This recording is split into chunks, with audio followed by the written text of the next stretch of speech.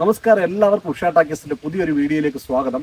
ഞാനിപ്പോൾ ഇരിക്കുന്നത് കൊല്ലം ജില്ലയിൽ ഈ കുളക്കട പഞ്ചായത്തിൽ ആറ്റുവാശ്ശേരി എന്ന് പറഞ്ഞൊരു സ്ഥലത്താണ്. ഈ കൊല്ലം ജില്ലയുടെ മധ്യഭാഗത്തുള്ള ചില സ്ഥലങ്ങളുടെ പേരുകൾ ഞാൻ പറയാം. ആറ്റുവാശ്ശേരി, ഐവറുകാല, ശൂരനാട്, മലനട, പവിത്രേശ്വരം. ഈ സ്ഥലങ്ങളുടെയൊക്കെ പേരുകൾ കേട്ടാലേ നമ്മുടെ മഹാഭാരതം കഥയുമായിട്ടും അതിലെ കഥാപാത്രങ്ങളുമായിട്ടൊക്കെ ചില ബന്ധങ്ങളുള്ളതായിട്ട് മനസ്സിലാക്കാൻ പറ്റും. അതായത് ഞാനിപ്പോൾ ഉള്ളത് ആറ്റുവാശ്ശേരി എന്ന് പറയുന്ന സ്ഥലത്തിലെ ഒരു കളത്തട്ടിൻ്റെ അടുത്താണ്. ഈ കളത്തട്ട് വളരെ ഫേമസ് ആണ് കേട്ടോ. ഒരു 200 വർഷത്തിലധികം പഴക്കമുണ്ട് ഇതിൻ്റെ നിർമ്മാണമൊക്കെ കാണുമ്പോൾ തന്നെ നമുക്കത് മനസ്സിലാവും. ആറ്റുവാശ്ശേരിയുടെ പഴയ പേര് നൂറ്റുവർശ്ശേരി എന്നാണ് ഇവിടുത്തെ പഴമക്കാർ പറയുന്നതാണേ. അതായത് കൗരവരുടെ സ്ഥലം. വനത്തിലേക്ക് പോയ പാണ്ഡവരെ തിരക്കി കൗരവർ ഇവിടെ വന്നിരുന്നു എന്നും അതുകൊണ്ടാണ് ഈ സ്ഥലത്തിന് നൂറ്റുവർശ്ശേരി എന്ന് പേര് വന്നതെന്നുമാണ് ഈ പഴമക്കാരൊക്കെ പറയുന്നത്. ഈ കളത്തട്ടിൻ്റെ ഭാഗത്ത് പണ്ട് വലിയ കച്ചവടങ്ങൾ, വ്യാപാരങ്ങൾ നടന്നിരുന്നു. ഇനി ഈ ഗ്രാമത്തിന്റെ തൊട്ടപ്പുറത്തൂടാണ് കല്ലടയാർ ഒഴുകുന്നത്. ഈ കല്ലടയാറിന്റെ തൊട്ടപ്പുറത്തുള്ള ഗ്രാമമാണ് ഐവറുകാല. ആ പേരിൽ തന്നെയുണ്ട് ഐവറുകാല. 5 പേരുടെ സ്ഥലം, അതായത് പാണ്ഡവരുടെ സ്ഥലമായിരുന്നു ഐവറുകാല എന്നാണ് പറയപ്പെടുന്നത്. അതുകൊണ്ട് കൗരവരുടെ പേരിലുള്ള ആറ്റുവശ്ശേരിയിൽ നിന്നും പാണ്ഡവരുടെ പേരിലുള്ള ഐവറുകാലയിലേക്ക് നമുക്ക് പോകാം. ആറ്റുവശ്ശേരിയിൽ നിന്ന് നമ്മൾ ഈ കല്ലടയാറിന് കുറുകെയുള്ള ഞാങ്കടവ് പാലം ക്രോസ് ചെയ്തിട്ട് നേരെ ചെന്ന് നിൽക്കുന്നത് ഐവറുകാല ജംഗ്ഷനിലാണ്. ഈ ഐവറുകാല ജംഗ്ഷനിൽ ഒരു വലിയ ഗ്രൗണ്ടും ആ ഗ്രൗണ്ടിൻ്റെ മുന്നിലായിട്ടൊരു ക്ഷേത്രമൊക്കെ ഉണ്ട്. ഇതാണ് കീച്ചപ്പള്ളിൽ ദേവീക്ഷേത്രം.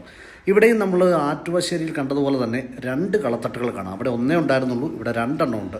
ഇതിപ്പം നവീകരിച്ചൊക്കെ നല്ല ഭംഗിയാക്കി നിലനിർത്തിയിരിക്കുകയാണ്. ഇവിടെ ഇതേപോലെ തന്നെ വേറെ കുറേ പഴമയുള്ള കുറേ ക്ഷേത്രങ്ങൾ നമുക്ക് ഈ ഐവറുകാലയിൽ കാണാൻ സാധിക്കും. ഈ ക്ഷേത്രങ്ങളൊക്കെ കണ്ടിട്ട് നമ്മൾ നേരെ വേലൻമൂഴി കടവ് തേടി പോവുകയാണ്. പള്ളിയുണ്ട്. പള്ളിയോട് നിന്ന് ഇടത്തോട്ട് പോകണം. രണ്ട് പള്ള പോകണ്ട. കടവ് അവിടെ ചാടി ചോദിച്ചാലും മതി. അങ്ങനെ നമ്മുടെ ചേട്ടൻ വഴി പറഞ്ഞു തന്നതനുസരിച്ച് ഞാൻ നേരെ കല്ലടയാറിൻ്റെ കരയ്ക്കുള്ള ഈ വേലൻമൂഴി കടവിലെത്തി. ഈ വേലൻമൂഴി കടവിൻ്റെ ഒരു ഐതിഹ്യം എന്താണെന്ന് പറഞ്ഞാലേ, ഈ വനവാസത്തിന് പോയ സമയത്ത് പാണ്ഡവർ വിശന്നപ്പോൾ തെരളി ഉണ്ടാക്കി കഴിക്കാൻ വേണ്ടിയിട്ട് ദാണ്ട് ഈ ഭാഗത്താണ് ഇരുന്നത്. ഇങ്ങനെ ഇവർ തെരളി ഉണ്ടാക്കി കഴിച്ചുകൊണ്ടിരുന്നപ്പോൾ മറുകരയിൽ കൗരവർ വന്നു. ഈ കൗരവർ വന്ന സമയത്ത് ഒരു പ്രശ്നത്തിന് നിൽക്കേണ്ടെന്ന് വിചാരിച്ചിട്ട് ഈ പാണ്ഡവർ ഈ തെരളിയൊക്കെ ഇവിടെ ഉപേക്ഷിച്ചിട്ട് അങ്ങ് യാത്രയായി. ആ തെരളിക്കല്ലുകൾ ഇപ്പോഴും ഇവിടെ കിടപ്പുണ്ടെന്നാണ് ഇവിടുത്തുകാരുടെ വിശ്വാസം. ഞാനിപ്പോൾ നിൽക്കുന്നത് പവിത്രേശ്വരം എന്ന് പറയുന്ന സ്ഥലത്താണ്. ഇവിടെയാണ് ഭാരതത്തിലെ ഏക ശകുനി ക്ഷേത്രം സ്ഥിതി ചെയ്യുന്നത്. മഹാഭാരതത്തിലെ ഏറ്റവും പ്രധാനപ്പെട്ട യുദ്ധത്തിന് തന്നെ കാരണക്കാരനായി എന്ന് പറയപ്പെടുന്ന ഒരു കഥാപാത്രമാണ് ശകുനി. ഈ ഭാരതത്തിലെ തന്നെ ഏക ശകുനി ക്ഷേത്രമാണ് ഈ കാണുന്നത്. നമ്മളിപ്പോൾ കണ്ട ഐവറുകാലയ്ക്കും ആറ്റുവാശ്ശേരിക്കും ഏകദേശം ഒരു 5 കിലോമീറ്റർ വ്യത്യാസം മാത്രമേ ഉള്ളൂ ഈ പവിത്രേശ്വരത്തിലോട്ട്. ഇവിടെ വെച്ചിട്ടാണ് ശകുനി മഹാദേവനെ തപസ് ചെയ്ത് പ്രത്യക്ഷപ്പെടുത്തി മോക്ഷം നേടിയതെന്നാണ് വിശ്വാസം. ഇവിടെ അങ്ങനെ പ്രത്യേകിച്ച് വഴിപാടുകളൊന്നുമില്ല കേട്ടോ. പിന്നെ ഇവിടുത്തുകാർ ഈ കള്ള്, പുകയില, മുറുക്കാന, ഇളനീര് തുടങ്ങിയവ ശകുനിക്ക് കാഴ്ചവെക്കാറുണ്ട്. അങ്ങനെ അമ്മാവനായ ശകുനിയുടെ അടുത്തുനിന്ന് ഇനി നേരെ ദുശ്ശലയുടെ അടുത്തോട്ടാണ് നമ്മൾ പോകുന്നത്. കുന്നിരാടത്ത് മലനട എന്നാണ് ഈ ക്ഷേത്രത്തിൻ്റെ പേര്. വളരെ വലിയ വൃക്ഷങ്ങളും മുന്നിലൊരു വലിയ മൈതാനവും ഒക്കെ ചേർന്നിടത്താണ് ഈ ക്ഷേത്രത്തിൻ്റെ സ്ഥാനം. ഈ ക്ഷേത്രവും സ്ഥിതി ചെയ്യുന്നത് കൊല്ലം ജില്ലയിലെ ശൂരനാടെന്ന് പറയുന്ന സ്ഥലത്താണ്. ഈ പവിത്രേശ്വരം ശകുനി ക്ഷേത്രത്തിൽ നിന്ന് ഏകദേശം ഒരു 10 കിലോമീറ്ററിൽ താഴെ ദൂരം മാത്രമേ ഉള്ളൂ ഇവിടോട്ട്. ഇവിടെ എല്ലാ വർഷവും ഉത്സവമൊക്കെ ഉണ്ട്. നമുക്കറിയാമല്ലോ, നമ്മുടെ ഈ കൗരവർ 100 പേരുടെയും കൂടെ ഏക സഹോദരിയായിരുന്നു ദുശ്ശല. ആ ദുശ്ശലാദേവിയുടെ പേരിലാണ് ഈ ക്ഷേത്രം. സഹോദരിയുടെ അടുത്ത് നിന്നും ഇനി സഹോദരൻ്റെ നാട്ടിലേക്കാണ് യാത്ര. അങ്ങനെ ആറ്റുവാശ്ശേരി വഴി, ഐവറുകാല വഴി, ശൂരനാട് വഴി, നമ്മുടെ പവിത്രേശ്വരം വഴി ഞാൻ അവസാനം നമ്മുടെ മലനടയിൽ എത്തിച്ചേർന്നിരിക്കുകയാണ്. നിങ്ങൾക്ക് എല്ലാവർക്കും അറിയാം, ദക്ഷിണേന്ത്യയിലെ തന്നെ ഏക ദുര്യോധന ക്ഷേത്രമാണ് മലനട. ഏറ്റവും പ്രധാനപ്പെട്ട പ്രത്യേകത ദുര്യോധനനെ പ്രധാന ദേവനായി ആരാധിക്കുന്ന ക്ഷേത്രം എന്നുള്ളത് തന്നെയാണ്. നമ്മൾ ശകുനിയുടെ ക്ഷേത്രത്തിലും ദുശ്ശലയുടെ ക്ഷേത്രത്തിലും കണ്ടതുപോലെ തന്നെ ഇവിടെയും ശ്രീകോവിലൊന്നുമില്ല. ആൽത്തറയിലാണ് പൂജകളും വഴിപാടുകളും എല്ലാം നടക്കുന്നത്. ഈ ക്ഷേത്രത്തിൻ്റെയും ഐതിഹ്യം മഹാഭാരതവുമായി ബന്ധപ്പെട്ടുള്ളത് തന്നെയാണ്.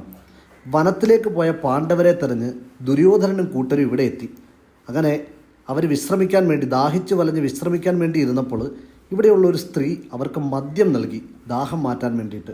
അതിൽ സംപ്രീതനായിട്ടുള്ള ഈ ദുര്യോധനൻ അവർക്ക് 101 ഏക്കർ ഭൂമി നൽകി അനുഗ്രഹിച്ചു. അങ്ങനെ ആ സ്ത്രീയും ആ കുടുംബക്കാരും ആ നാട്ടുകാരുമെല്ലാം ദുര്യോധന ഭക്തരായി മാറുകയും ദുര്യോധനനെ ആ കുന്നിൻ മുകളിൽ ആരാധിക്കുകയും തുടങ്ങി എന്നാണ് ഈ ക്ഷേത്രവുമായി ബന്ധപ്പെട്ടുള്ളൊരു ഐതിഹ്യം. ഇനി ഈ ക്ഷേത്രവുമായി ബന്ധപ്പെട്ട് ഒരുപാട് ഉപക്ഷേത്രങ്ങൾ ഇതിന് ചുറ്റിനുമുണ്ട്. അതെല്ലാം കൊട്ടാരങ്ങൾ എന്നാണ് അതിനെ വിളിക്കുന്നത്. അതിലൊരു കൊട്ടാരമാണ് നിങ്ങൾ ഈ കാണുന്ന ചെമ്പിട്ട കൊട്ടാരം. ഇനി ഈ ക്ഷേത്രവുമായി ബന്ധപ്പെട്ട് വളരെ കൗതുകകരമായിട്ടുള്ളൊരു വസ്തുത ഞാൻ പറയാം. ഈ ക്ഷേത്രത്തിൻ്റെയും ഇതിൻ്റെ ചുറ്റുമുള്ള വയലേലകളുടെയും പാടശേഖരങ്ങളുടെയും ഒക്കെ ഭൂനികുതി വില്ലേജ് ഓഫീസിൽ ഒടുക്കുന്നത് ദുര്യോധനൻ്റെ പേരിലാണ്.